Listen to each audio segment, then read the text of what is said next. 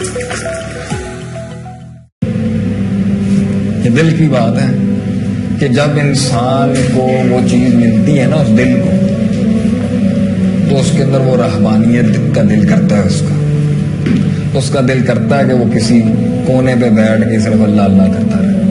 مقصود یہ نہیں ہے، اللہ نے یہ ڈیمانڈ نہیں کی بندے سے کہ تو کاٹ دے، پہچان تو لیا تو نے، تو کونے میں ترک کر کے بیٹھ جاؤ۔ آج کتنے لوگ آپ کو دعوت اس چیز کے دے رہے ہیں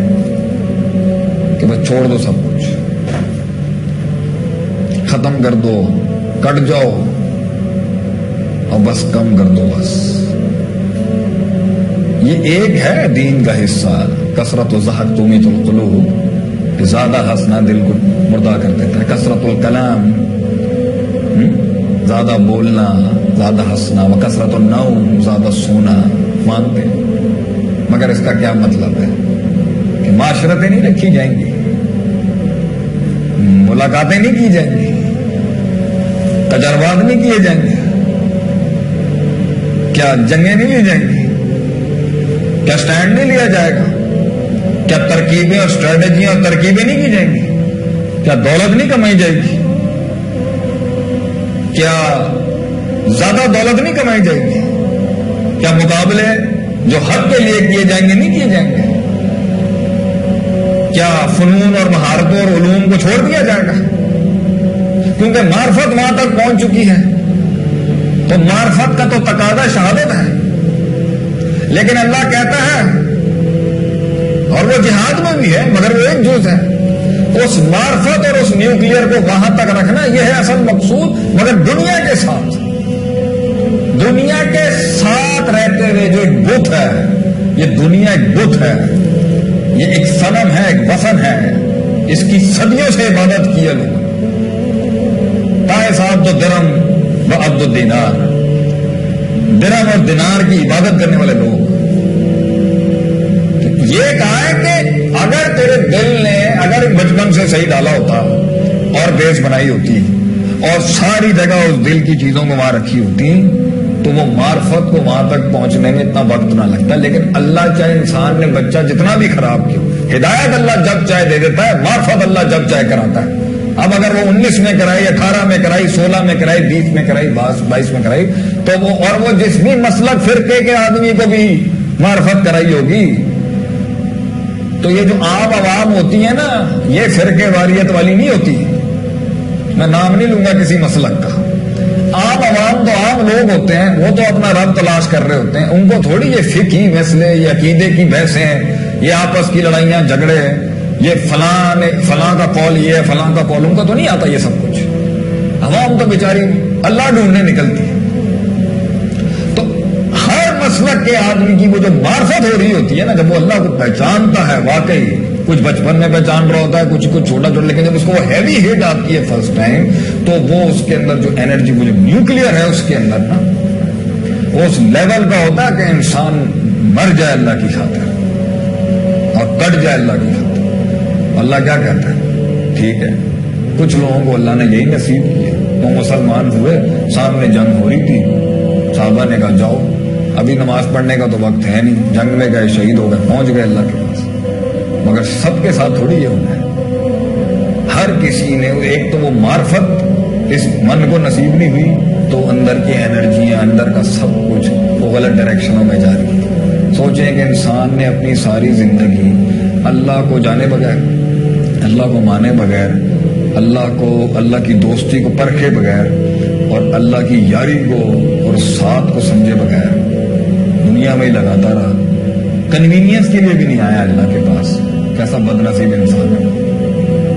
دیکھنے میں بڑا چودھری ہوگا لیکن اندر سے کھوکھلا ہوگا، کیونکہ انسان کے سینے کو اس یہ دار الامتحان جو ہے نا، اس میں سکون ملتا ہے رب کے ساتھ، اللہ بذکر اللہ تطمئن۔ لیکن تذکیر رب کی ذکر کے بعد جو ہے، کاش اللہ نے کہا ہوتا کہ بیٹھ جاؤ تو بڑا سکون ہوتا، کنوینئنٹلی بیٹھ جانا، ایک کنویں میں بیٹھ کے، ایک تنہائی میں بیٹھ کے، سبحان ربی الاعلی، سبحان ربی العظیم، سبحان اللہ وبحمدہ عدد خلقہ ورضا نفسہ وزینت عرشہ ممداد قلبی، کیا ہی بات ہوتی ہے، بہت لطف ہے، بہت مزہ ہے اس میں، اللہ کو یاد کرنے میں، اللہ کے لیے رونے میں، وہ طلب کے اندر کہ اللہ کب آؤں گا میں تیرے پاس۔ کاش کہ اللہ نے یہ کہا ہوتا۔ اللہ نے تو کہا ہے کہ پہلے تجھے یہ لذت جو نصیب کی ہے نا، میں نے تلذذ دیا جو تجھے، میں نے اپنی تعلق کا جو مس کیا تجھے میں نے تیرے دل کو، تو تو نے اپنی ایک انرجی میرے ساتھ لگا کے رکھنی ہے۔ اس کے لیے تجھے نماز پڑھنی ہے، روزہ رکھنا ہے،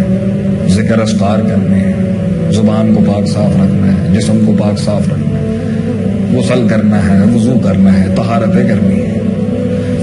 کچھ تجھے میڈیکلی سمجھ میں آئیں تو کرنی پڑے گی، اور کچھ تجھے لاجیکلی سمجھ میں نہیں آئیں تو کری۔ میں تجھے کہہ رہا ہوں تیری معرفت اور تیری روحانیت اوپر رہے گی، چاہے 4 فرض کھاؤں یا 2 فرض کھاؤں، عقل کے گھوڑے میں چلا اس کے اوپر۔ تو بہت سے لوگ جو ہمارے دین کے مسئلوں پر اپنی لاجک کی تلوار لے کے آ جاتے ہیں نا بھیا، faith is always, after having faith is not rational,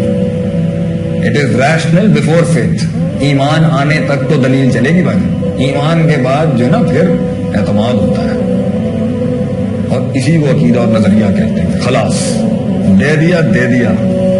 اب سوال نہیں ہے، اب بھروسہ ہے، پھر اب غلط نہیں کہے گا۔ پہلے فرق ہے، اس لیے اللہ کہتا ہے لا اکراہ فی الدین، آنے سے پہلے تک کر لے جو جانچ پڑتال کرنی، آنے کے بعد سوال نہ کریے۔ آنے کے بعد سوال شک ہے، اس لیے قرآن جب شروع ہوتا ہے تو پہلی بات کہتا ہے آؤ نہیں، آنا ہے نا تو ذالک الکتاب لا ریب، شک نہ رکھیے، شک کے ساتھ نہ، شک بھی لے کے آئے گا تو یہ شک بھی دور کرتے ہیں۔ لیکن ایک حصہ زندگی کا جو انرجی کو اس مقام تک پہنچانے کے لیے کہ وہ جو میچورڈ اسپرچل انرجی جسے ہم کہتے ہیں نا، جو 40 کی ایج میں انسان یا 35 کے بعد سمجھتا ہے چیزوں کو، وہاں تک پہنچنے کے لیے 20-25 سال اپنے اندر کی اس روحانیت کو، اس طاقت کو، اس پاور کو، اس اسپرچویلٹی کو، اس مغز کو جو انسان کے اندر ہے، اس کا ایک حصہ، اس کی ایک جہت اللہ کی طرف رکھنی پڑتی ہے، اور دوسری دنیا میں ایکسپیرینسز، ڈیسیشنز، فیصلوں کے ساتھ۔ جتنا فیصلہ بڑھاؤ گے اللہ کے ساتھ تعلق ہلے گا بھی اور بنے گا بھی۔ تو کچھ لوگوں نے ڈر کے مارے، کیونکہ جب انسان دنیا میں جاتا ہے اس معرفت کو لے کے، اس تعلق کو لے کے، اور جب مار پڑتی ہے اور جب جھٹکے پڑتے ہیں، اور جب انسان کو دنیا کے اندر رب کی سوچ کے ساتھ جب وہ قدم رکھ کے ایک رب کے نظام کی بات کرتا ہے، اور رب کی احیاء کلمت اللہ کی بات کرتا ہے، اللہ کی سوورنٹی کی مضبوطی کی بات کرتا ہے، تو اسے مار پڑتی ہے۔